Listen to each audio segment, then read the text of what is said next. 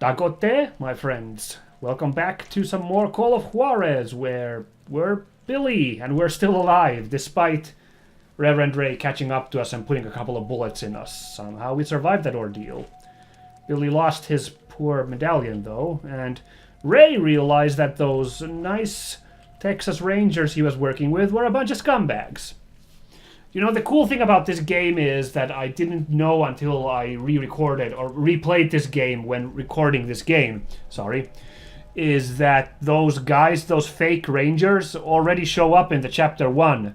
If you recall, Billy walks into town and he sees a bunch of guys in scary dusters and goes like, those are them bad hombres. Like, you'll recall, those are the same guys who Reverend Ray teamed up with in the previous episode, who turned out to be bandits pretending to be Texas Rangers. So that's a cool detail that I didn't know about. Like, if you were paying attention, you might have guessed, you know, your first time playing this game, if you paid attention, you might have realized those guys that, hey, wait a second, those guys were in the town of Hope in the first chapter. Which, of course, immediately makes them prime suspects for what happened at Billy's home, for the murders of Billy's mother and stepfather, rather than Billy himself.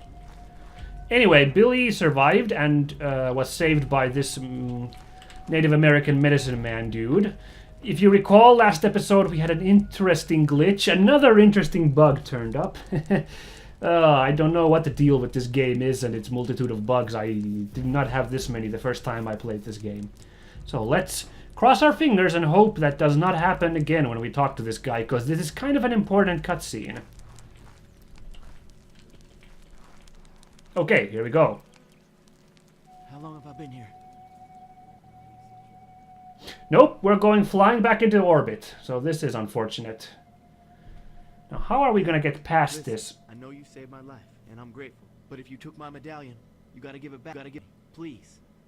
Well, let's listen to the dialogue anyway. I mean, we're supposed to be hearing this guy just fine, because, you know, Billy's supposed to be standing in front of him. Look, someone's after me, so I can't. He's saying all the unvoiced stuff. Thank you.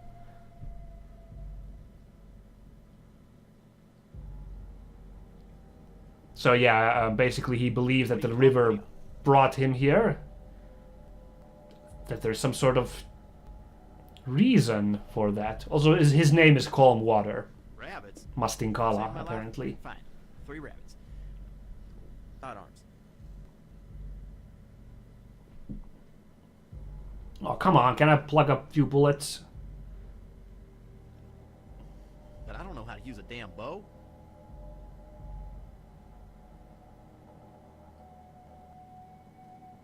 Where the heck's this calm water you keep talking about? No, it's him, dude. Billy, come on. Get with the program. Also, I think we are now in the upper stratosphere while that cutscene was playing. And then we get the quest to use the bow to kill 3 rabbits for calm water. The bow I cannot pull as we're in the air at the moment. I don't think. Oh, wait, now I can pull it, so we can... we can shoot high in the sky while we're falling to the ground to our deaths. So yeah, the deal is we now have to do some hunting for calm water. Let's just reload that save. See if maybe if I hit escape in that cutscene, I can like leave it while I'm still grounded. How long have I been here? Wait, I think that cutscene was about to play normally. See, I was standing there and talking to him. Oh well, I'm not gonna risk it. So we already saw the cutscene. We missed out on his dialogue. This is the only problem. Can I talk to him? No, we can't talk to Calm Water now. But you got the gist. So he thinks that the spirits have brought us here to the beach to him. He thinks we have some sort of quest to carry out. Also, we've lost our medallion. The damn thing's gone downstream somewhere. We can borrow his horse. We've got the bow and arrow to use. Oh, it's key number 6, because it's the 6th slot. Okay. Alright, Calm Water, I'll get you 3 rabbits. That seems like a fair deal. And then, now you can see there's indicators on the map on where to find some of them there. Rabbits. In glades where red-flowered bushes grow. There is a number of them nearby. Cool. So, I've mentioned last episode that I feel this might be the best chapter in the game. This and the next one might be the 2 best chapters in the game. I don't know, maybe the finale is really good in this game too, but this chapter's amazing, and you'll see in a moment as we go hunting for rabbits. Rabbits!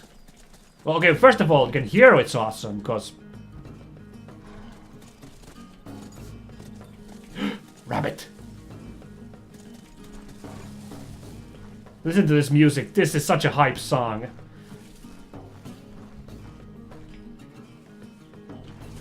Saw a rabbit.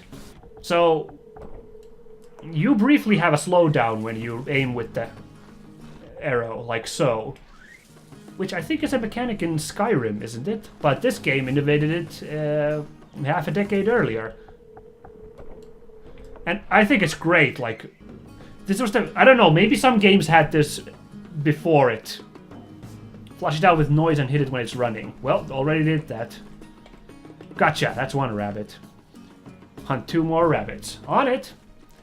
As you may recall, we saw 1 running around right nearby. So yeah, when I first saw this mechanic, because this is the first time I encountered it, I was like, yes, of course, that makes so much sense. And it really complements Billy's playstyle too as a stealth character. The bow is noiseless, and this gives us some time to aim just like Reverend Ray has, so we can actually line up our shot and take out way more dangerous guys with just a bow and arrow. It feels great. And I think it lasts for a fairly long time. It does eventually run off there, but you can aim for quite a long time in slow motion, really line up your shots and stuff. It's a really good idea. Like, I think every game with a bow and arrow should have this at least as an optional thing, because some games where you just have a bow and arrow, I've found a lot of trouble lining up the shot. Okay, right on, my stalwart mount. Listen to this music while we ride. I saw another rabbit in these bushes. There you are. Let's see if we can do it while riding. Not quite. Trying to do like the Mongols while riding the horse. Yeah, scatter, rabbit. Oh, close that time. We're not going to have much of a chance to ride around with a horse and take shots later on, but also, yes, you can collect arrows after you've lost them. That's the kind of hype game this is. But, you know, while we're here, might as well do the whole horseback archery thing. That would be the ultimate badassedness, yes?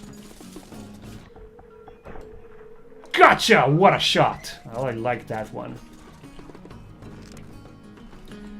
Okay, so this is already a pretty hype mission, right? Make me use this damn bow. Son of a bitch. Oh, come on, Billy, you're like natural with the bow. Don't complain. So, this has already been a pretty hype mission, right? I mean, it's got a cool bow and arrow tutorial. Like, it's just cool using the bow and arrow, and it's got this hype music playing. The song is called Hunt Down, I believe, if you want to look up the soundtrack. Because this is like the best song in the game. But now we get to why this chapter's amazing. Like, Call of Juarez, it's a cool game, but it's very linear, right? Like a lot of modern shooters. It's a very linear game. Except for this level. This level is nuts in how huge it is. Like, it's kind of weird that there's 2 rabbits right outside Calm Water's place, because otherwise, like, there's no other rabbits in that area. We have to go riding really far to find the next rabbit bush. And I mean, this map is huge. Let's go on a bit of a cruise. The effort put into this map is kind of nuts in my mind. Since all we're doing really is hunting rabbits. There's another part to this chapter that we're going to get to very soon, but that's neither here or there. So when I first came to this chapter playing this game, and I realized just how massive it is, my mind was blown after getting used to how linear this game was. But then, look at this, we could just go around this huge mountain. Also, look at how clever they are in having Calm Water's campfire rise up so high. Because this map is so huge, you need that as like a little waypoint to find your way back, basically. Like, look at this, we could go around this whole mountain, and there's like this lake. We can go to this lakeside if we want to, with this crazy rock formation. What a kooky looking rock formation. Wow. I wonder, surely they couldn't have... They must have just put that there for window dressing. Like, they wouldn't make such an elaborate looking mountain for us to actually climb, right? Nah. It's just there because, honestly, a lot of this map is unnecessary. Like, in terms of, like, gameplay. It doesn't need to be this huge, this area. But it is, and I kind of love that. Whoa! Ew, I'm sorry, horsey. I didn't mean to do such a scary ride down. I mean, those red dots are where those rabbit patches are. We haven't even gotten close enough to one for it to, like, move out of the fringes of the compass. But, like, they want to... I think they want to instill, like, a feeling of freedom in you. Like, you're now unbound, so to speak. Because Billy is kind of... This is his turning point in his, like, character arc. I think. Like, where he's kind of learning to... maybe stop running around, take responsibility. I feel like that's what's going on in the plot here.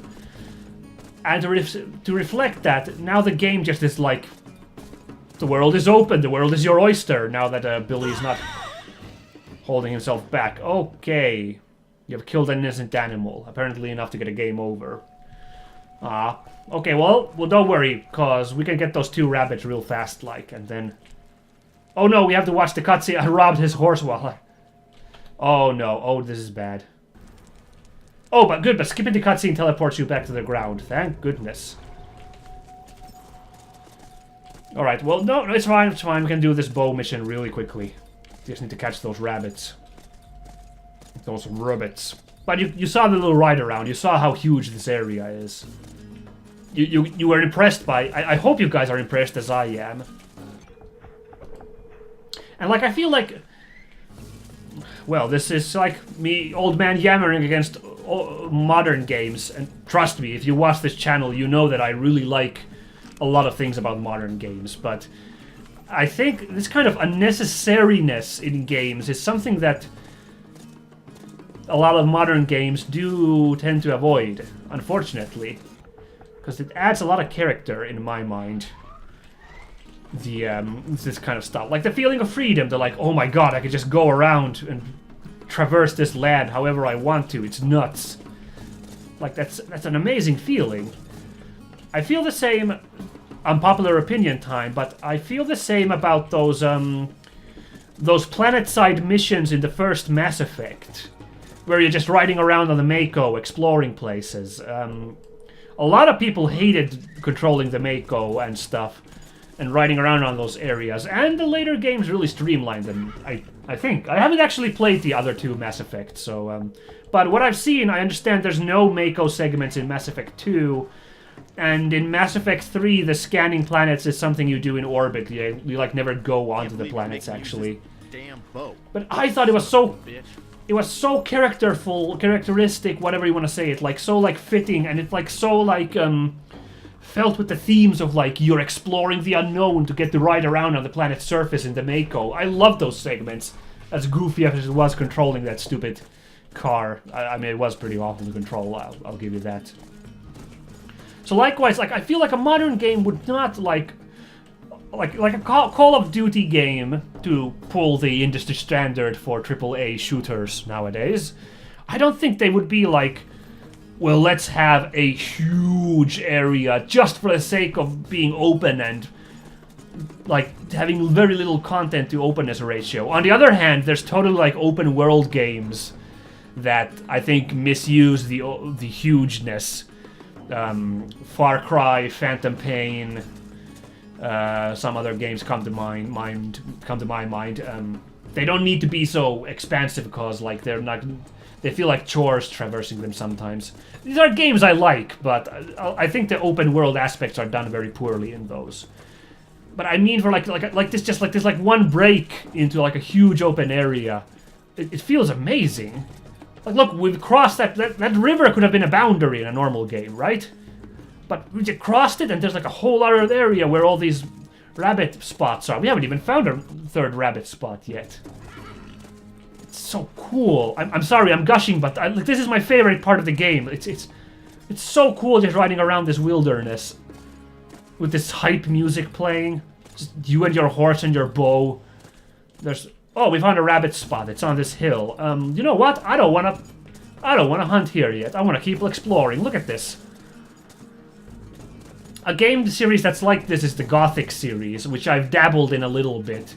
The Gothic role-playing games were made on the premise that everywhere you see, you could go there. And I really like those games as well. I'm not very good at them, and I haven't played very far in them, because they're also quite difficult role-playing games, but that feeling of freedomness is also very present there, and it's amazing. And that doesn't do, like, modern open-world games. It doesn't really, like, squander the openness. It really does. It still has, like, interesting content throughout its hugeness. Whoa, horsey! Don't die again.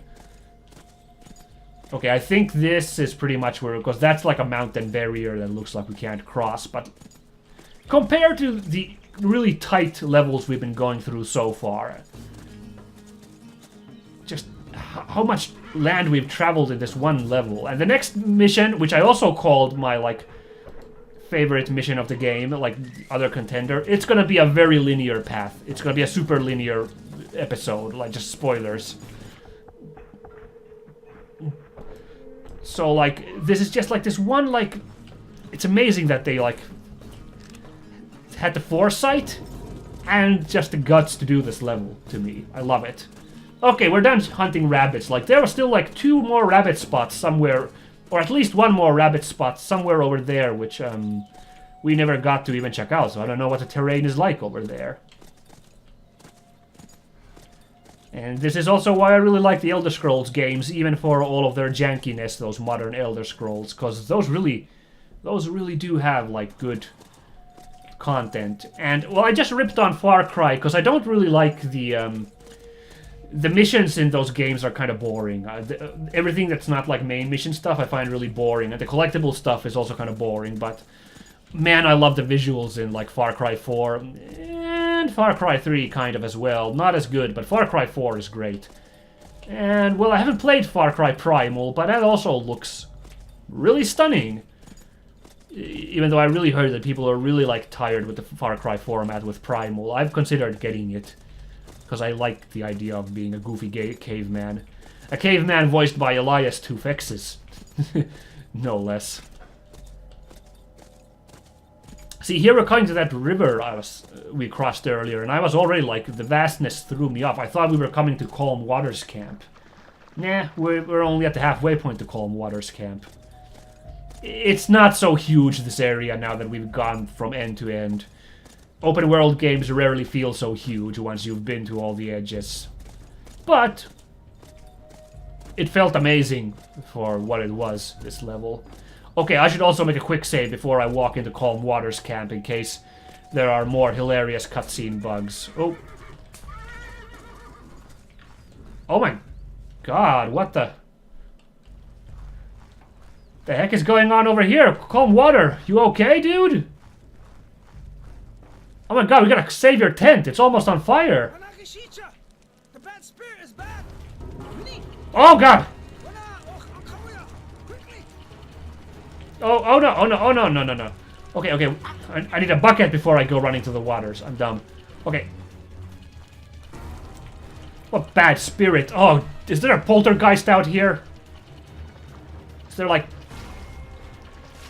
Oops. No, I'm completely misusing this. Oh god. Is there some sort of spooky poltergeist in this area? Oh my god, is it Wendigos? Wendigos are more cold themed though. They wouldn't light stuff on fire, I don't think. Unless they're like scary, like on fire Wendigos. I mean, what am I talking about? Classically, Wendigo's legs are on fire as they run through the northern sky. So I guess the Wendigos kind of have a fire theme. Did a Wendigo run through your camp, Calm Water?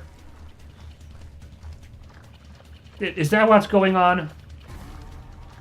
Actually, I'm kind of getting my Native American lore mixed up. That's a very like northern North America thing, a Wendigo. Like Algonquin mythology involves the Wendigo. This guy, I think, like we're in the Southwest, so he's like Navajo or Apache. Yes, very good.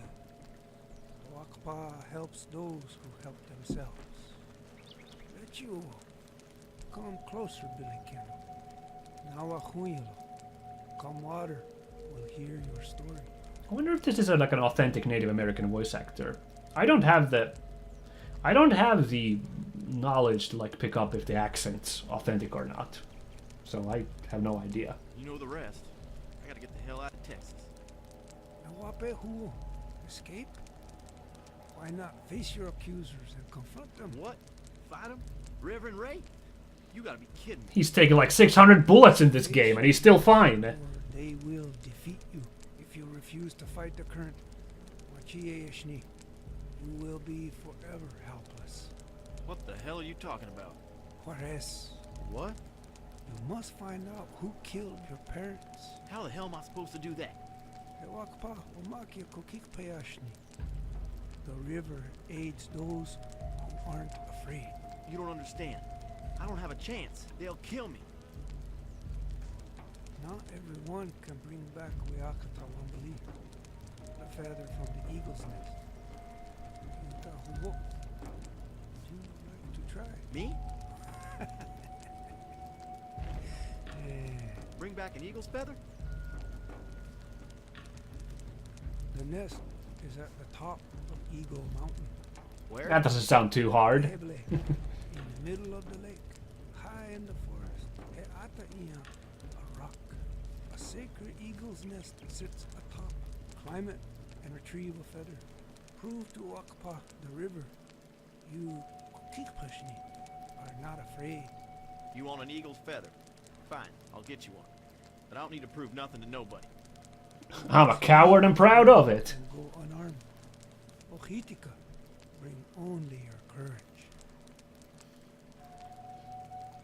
That's actually kind of funny. Spoiler alerts, there's not gonna be any enemies there, so it doesn't really matter that we lose the bow. But okay, we're not done with this crazy chapter. Now we need to climb Eagle Mountain to get that eagle's feather. I'm really surprised that Billy is okay with it. I guess Calm Water used some sort of psychology to like be like, what are you, scared or something there to get him to do it? But yeah. Hey guys, guess where Eagle Mountain is? It's that super elaborate mountain in the middle of the lake. So yeah. Here we go. God, this song is so good. I can't get over it. It's the best song in the soundtrack. Oh my god. Yeah, Hunt Down. Look it up. It's tight. There it is. Eagle Mountain. Yeah, that doesn't look very tough. Maybe. Yeah, I think Calm Water is supposed to be a Navajo or an Apache. Or, shit, I know very little about Native Americans. If we are perfectly honest, I'm very sorry. So I'm probably talking out of my ass here. But I do know that the Wendigo myth is definitely more northern, like Great Lakes region in Canada. So probably doesn't fit here so well. Where is the Baikok from? I know it appears in the song of Hiawatha, the Baikok, which is another really cool Native American monster. But I can't remember which part of the Americas the song of Hiawatha is from. Someone who knows more about this, and I presume that there's a, most of YouTube viewers are American, there's better chances someone might know about this, please type in. Share me knowledge. I'd be earnestly interested to know about this stuff. Now we do have our whip back. That was nice, cause okay. Yeah, we can do this. Actually, let's ride. I'm gonna lose track of my horse if I leave it in the shadows like this. So let's leave you here on the beach near this sandbar, so I'll find you once I climb back down. If I climb back down. Oh my god, how am I gonna climb this stupid mountain? Oh. Like, honestly, if I were Billy, I saw this thing, I'd be like, nope. Don't think I want that feather that bad. Now, I do remember this part of the level being okay, but let's not kid ourselves. This is a platforming segment in a mid-2000s first-person game, so this is gonna be a lot of saves coming in this one, let me tell you guys. This is not gonna be easy. If anyone remembers the history of first-person shooters, platforming's not very fun. I mean, freaking that spinning teleport room thing in Half-Life in Lambda Core is just one tiny part of the level, and I still, you know, dread that level, that part to this day. It's like burned into my mind trying to do that teleport cycle room thing. Yeah, I mean, seriously. Also, really weird texture. This rock is super glossy. Like it's one giant crystal or something, which would be pretty cool, but kind of weird.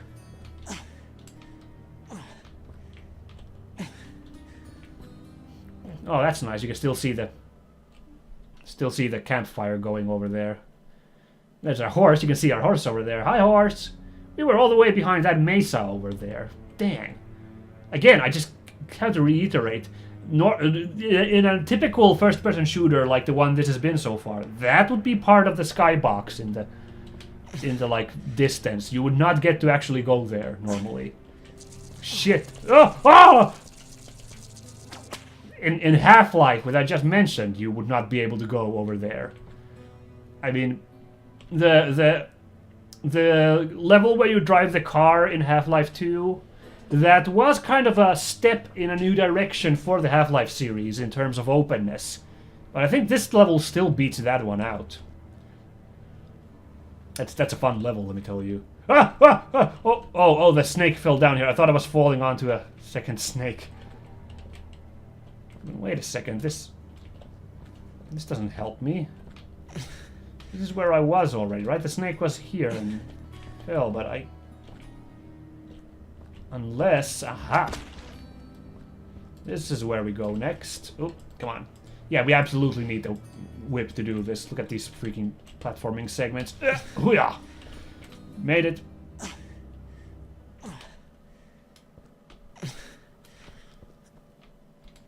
Oh boy.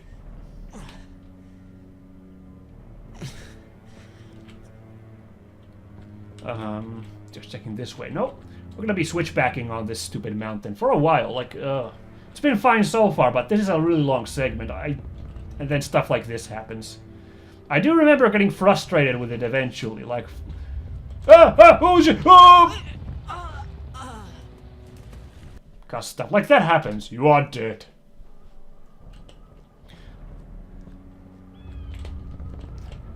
Okay, let's try that one again. This one looks stable. I think you can kind of tell the textures are different on the parts that fall off compared to the parts that are part of the wall. What? Ah! Eagle! God! Speaking of Far Cry 4, now that it's a bald eagle, that's pretty cool. Now that bald eagle's right after us. Oh boy, can I do this? Because I need to hit the edge so I can climb on. Okay, made it. That was tricky. And don't think I don't see you, Rattler. Settle down. It's either you or me.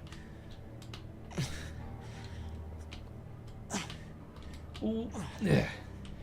Like, eventually we're gonna get sick of this, because this segment does go for a really long time, I seem to recall. And the worst part is, the first time I did this, I actually walked past the eagle's nest, because it just was kind of easy to miss. And I started my descent back down, and I was like, this can't be right. The eagle nest was supposed to be at the top of the mountain. I can't be descending now. That doesn't make any sense. I almost walked off because I thought I succeeded in coupling. Nope. This is another hard swing to get there. Oh, made it. Oh boy. These ones where I have to swing onto the edge are really tense because I think the mechanics on grabbing hold are a bit off. Yeah, so I just was like, wait a second. This can't be right. I mean, I'm making this descent now. I should have picked up the eagle feather by now. But fortunately, this game retains the order of quick saves you've made, so I was able to get a quick save from a couple of levels back before I had to just like restart the whole level and do this kind of arduous climb.